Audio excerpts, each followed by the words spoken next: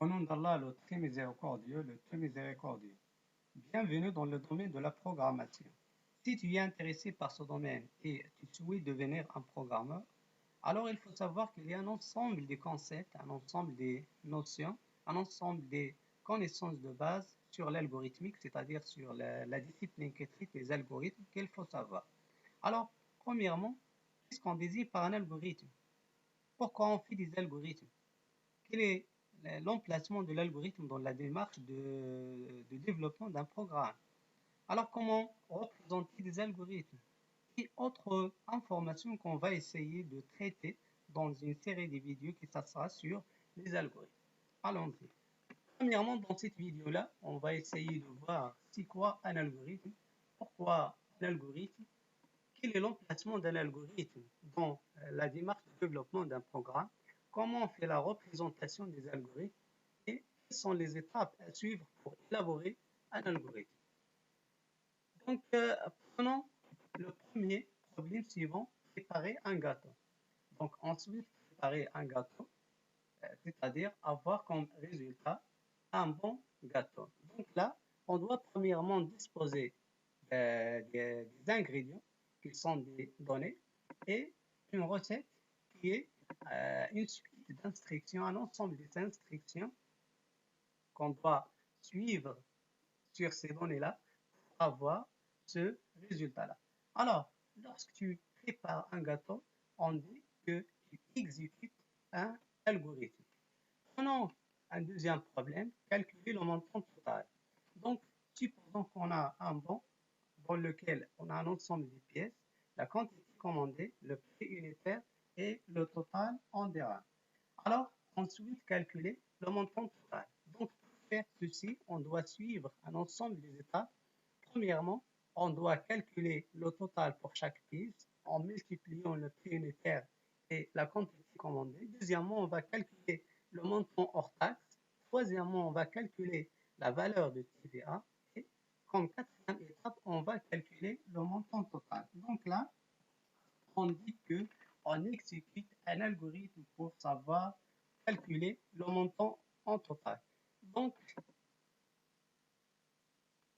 l'algorithmique, il désigne la discipline qui étudie les algorithmes et leur application en informatique. Le mot algorithmique, c'est un mot qui vient du nom du mathématicien arabe du 9e siècle, Al-Khwarizmi. Donc, comme définition d'un algorithme, c'est un ensemble fini des étapes. Donc, ici, on dit un ensemble des étapes. Cet ensemble-là, il doit être fini.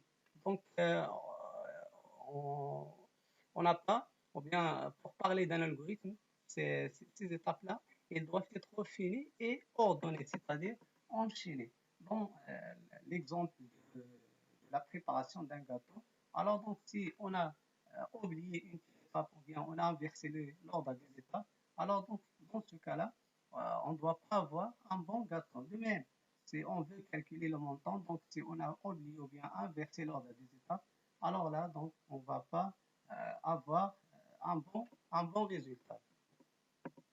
Alors un algorithme également, c'est une démarche, c'est une méthode, c'est une procédure à suivre pour arriver à un résultat en partant un ensemble de données. Alors pour l'exemple de la recette, ou bien de la préparation d'un gâteau, donc les données, ce sont les ingrédients. Et pour l'exemple de calcul de montant, donc les données, ce sont les données qu'on a dans le bon, c'est-à-dire le prix unitaire et la quantité. Alors donc, un algorithme il correspond à une procédure, une méthode suivie pour avoir le résultat ou résoudre un problème en exécutant une suite finie et ordonnée d'instructions sur des données pour aboutir à des résultats. Exemple, alors, indiquer le chemin d'un touriste. Lorsque tu guides un touriste, là, donc on dit que tu exécutes un algorithme.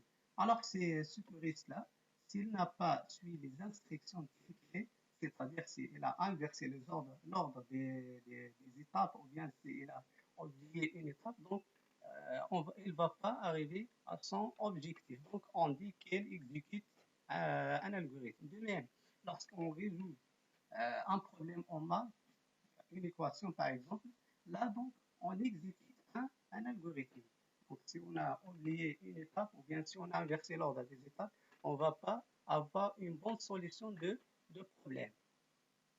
Également rédiger un exposé. Donc si on veut faire un exposé, donc là on suit un plan, une certaine étape pour arriver à la rédaction de cet exposé-là. Donc, on doit commencer par une introduction, puis un développement et puis une conclusion. Donc, on ne va pas inverser l'ordre ici, ni d'oublier une étape.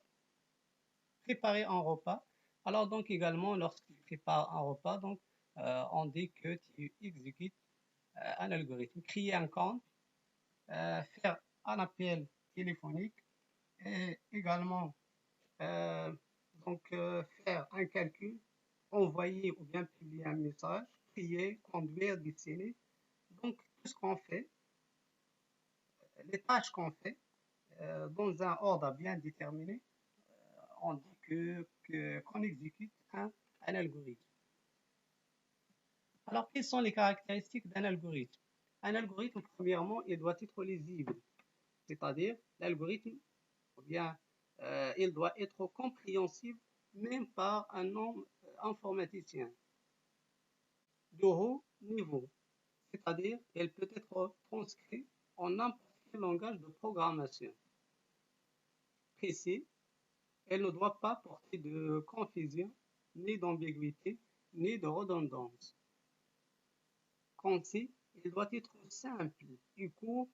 Alors donc, on sait déjà que pour résoudre un problème, il n'y a pas une seule méthode. On peut suivre plusieurs méthodes. Prenons par exemple la préparation d'un gâteau. Alors pour préparer un gâteau, on n'a pas une seule recette. Alors donc on peut le faire à l'aide d'un ensemble de recettes. Mais un algorithme, il doit être, ou bien un bon algorithme, il doit être concis, c'est-à-dire il doit être court. C'est-à-dire on doit avoir un algorithme qui, dont il y a un ensemble minimal des étapes. Structuré, il doit être composé de différentes parties identifiables. Donc, pourquoi on fait des algorithmes? Alors, on sait que l'ordinateur, c'est une machine qui ne sait rien faire. Alors, on doit toujours lui donner la démarche à suivre pour faire une tâche quelconque. Mais, premièrement, ça nécessite qu'on doit nous savoir préalablement cette démarche. Prenons par exemple, si on veut programmer, ou bien si on veut que le robot prépare du café. Donc là, on doit préalablement nous connaître les étapes de préparation du café. De même, si on veut créer un programme pour que l'ordinateur résout une équation quelconque, donc là, on doit connaître la méthode de résolution de cette équation-là. Alors, cette méthode, cette démarche, c'est ce qu'on appelle un algorithme. Donc, on peut dire qu'un algorithme, c'est une ébauche d'un programme futur. L'emplacement de l'algorithme dans la démarche de développement d'un programme. Donc, cette méthode-là, elle est détaillée dans une vidéo que déjà publiée. Alors, vous allez trouver le lien de cette vidéo-là dans le bloc de description. Donc, comme vous voyez ici, l'algorithme, il vient après l'étape de l'analyse. Donc, vous pouvez voir cette vidéo-là. Représentation d'un algorithme. Alors, donc, on n'a pas une syntaxe rigoureuse pour représenter un algorithme. Donc, tout d'abord, un algorithme, on ne le représente pas, on ne l'écrit pas sur la machine, mais on peut l'écrire sur un papier. Donc, pour le représenter, il y a deux méthodes. Premièrement, en utilisant ce qu'on appelle un organigramme. Voici un exemple d'un organigramme pour la solution de l'équation ax carré plus bx plus c égale à 0. Mais on ne va pas l'expliquer ici, donc on va consacrer une vidéo pour ceci. La deuxième méthode, c'est en utilisant ce qu'on appelle le pseudocode. Donc, demain, on ne va pas l'expliquer ici, on va le laisser à des prochaines vidéos. Alors, les étapes d'élaboration d'un algorithme. pour élaborer un algorithme, il faut suivre les étapes suivantes. Premièrement, décrire les sorties, c'est-à-dire on va analyser le problème pour décrire les sorties, c'est-à-dire les résultats à obtenir, ce qu'on souhaite que notre programme fait. La deuxième étape, décrire les entrées, c'est-à-dire les données qu'on doit fournir à l'ordinateur pour qu'il calcule et affiche les sorties. Et troisièmement, quels sont les traitements à faire. Donc, c'est à partir de ces traitements-là, on peut avoir les sorties. La structure d'un algorithme. Donc, il faut noter qu'un algorithme, si on veut le représenter à l'aide d'un pseudocode, donc il y a un plan, il y a une structure qu'on doit adopter. Cette structure-là, elle se compose de trois parties. La première partie, c'est la partie en tête. Dans cette partie-là, on a le mot-clé algorithme suivi du nom de l'algorithme. Donc, pour le nom de l'algorithme, on choisit un nom qui signifie ce que cet algorithme-là fait comme résultat. La deuxième partie, c'est la partie déclarative. Dans cette partie-là, on fait la déclaration des données, c'est-à-dire les données qu'on va utiliser dans notre algorithme. Par exemple, les ingrédients pour l'exemple de la préparation d'un gâteau. Et la troisième partie, c'est le corps de l'algorithme. Donc, cette partie-là, c'est la partie la plus importante. Cette partie-là, elle est délimitée entre les mots début et fin, et dans laquelle on met les traitements et les instructions à exécuter par l'ordinateur pour qu'il résout le problème. Donc, pour la partie en tête, c'est une partie qui est facile, c'est-à-dire on met seulement le mot algorithme, le mot clé.